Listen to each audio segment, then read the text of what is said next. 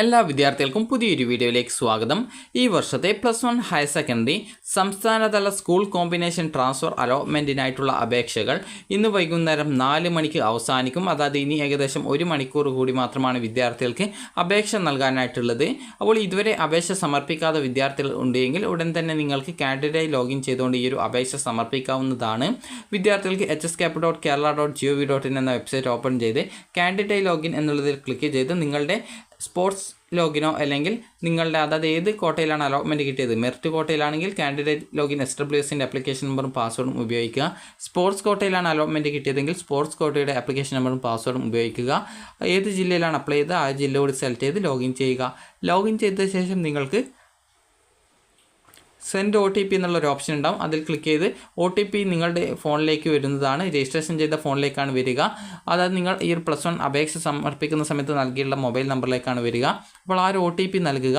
നൽകിയ ശേഷം നിങ്ങൾ സബ്മിറ്റ് ചെയ്യുക. സബ്മിറ്റ് ചെയ്ത ശേഷം apply for school combination transfer എന്നുള്ള ലിങ്കിൽ ക്ലിക്ക് ചെയ്യുക.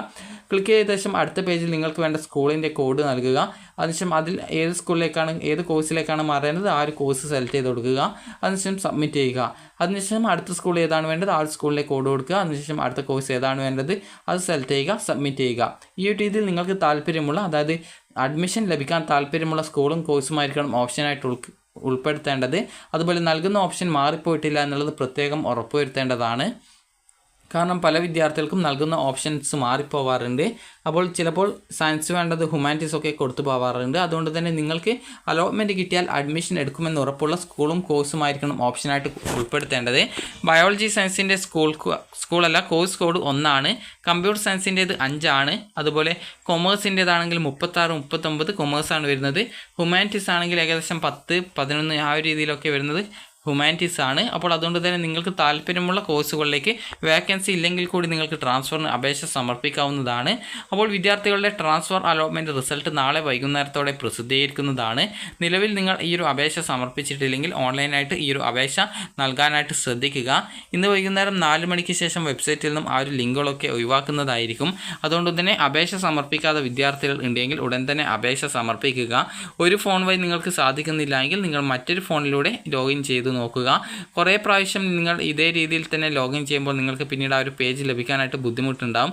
അതുകൊണ്ട് തന്നെ വിദ്യാർത്ഥികൾ ശ്രദ്ധിക്കേണ്ടത് നിങ്ങൾക്ക് ഈ ഒരു കാൻഡിഡേറ്റ് ലോഗിൻ ചെയ്ത് കഴിഞ്ഞാൽ സെൻഡ് OTPയിൽ ക്ലിക്ക് ചെയ്ത് നിങ്ങൾ ആ ഒരു +1 അപേക്ഷ നൽകുന്ന സമയത്ത് നൽകിയിട്ടുണ്ടായിരുന്ന മൊബൈൽ നമ്പർ നൽകിയ ശേഷം അതായത് അതിലേക്ക് ഒരു OTP വരും. സെൻഡ് OTPയിൽ ക്ലിക്ക് ചെയ്യുമ്പോൾ OTP വരും. അപ്പോൾ ആ ഒരു ഫോണിൽ വന്ന OTP നൽകി സബ്മിറ്റ് ചെയ്ത്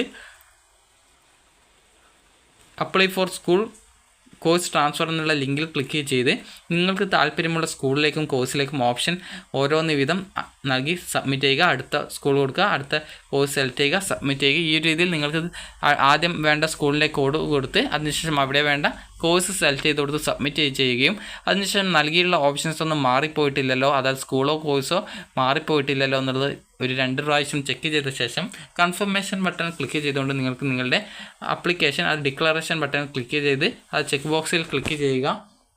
അപ്പോൾ അതിൽ ക്ലിക്ക് ചെയ്ത് കഴിഞ്ഞാൽ നിങ്ങൾക്ക് കൺഫർമേഷൻ ബട്ടൺ ആക്റ്റീവ് ആവും. അതിൽ ക്ലിക്ക് ചെയ്തുകൊണ്ട് കൺഫർമേഷൻ ചെയ്യുക. കൺഫർമേഷൻ ചെയ്ത് കഴിഞ്ഞാൽ നിങ്ങൾക്ക് നിങ്ങളുടെ ആ ഒരു നിങ്ങൾ നൽകിയുള്ള എല്ലാവിധ ഓപ്ഷൻസും കാണാൻ പറ്റുന്നതാണ്. അപ്പോൾ ആ ഒരു ഓപ്ഷൻസ് നിങ്ങൾ കണ്ടു കഴിഞ്ഞാൽ കറക്റ്റായിട്ട് നിങ്ങളുടെ ആപ്ലിക്കേഷൻ സബ്മിറ്റഡ് ആയി എന്ന് മനസ്സിലാക്കാം. അതുപോലെ ഈ ഒരു ഭാഗത്തായിട്ട് നിങ്ങൾക്ക് PDFൻ്റെ ഒരു സിമ്പിളും കാണാം. ജസ്റ്റ് അതിൽ ക്ലിക്ക് ചെയ്ത് നിങ്ങളുടെ ആ ഒരു ഓപ്ഷൻസ് നൽകിയുള്ള ഡീറ്റെയിൽസൊക്കെ കറക്റ്റായിട്ട് ഡൗൺലോഡ് ചെയ്തെടുക്കാവുന്നതാണ്. അപ്പോൾ ഇതോടെ നിങ്ങളുടെ ആപ്ലിക്കേഷൻ കംപ്ലീറ്റഡ് ആവുന്നതാണ്. അപ്പോൾ വിദ്യാർത്ഥികൾക്ക് ഈ ഒരു വീഡിയോ ഉപകാരപ്രദമായിട്ടുണ്ടെങ്കിൽ ലൈക്ക് ചെയ്യുക, ഷെയർ ചെയ്യുക. Thank you for watching.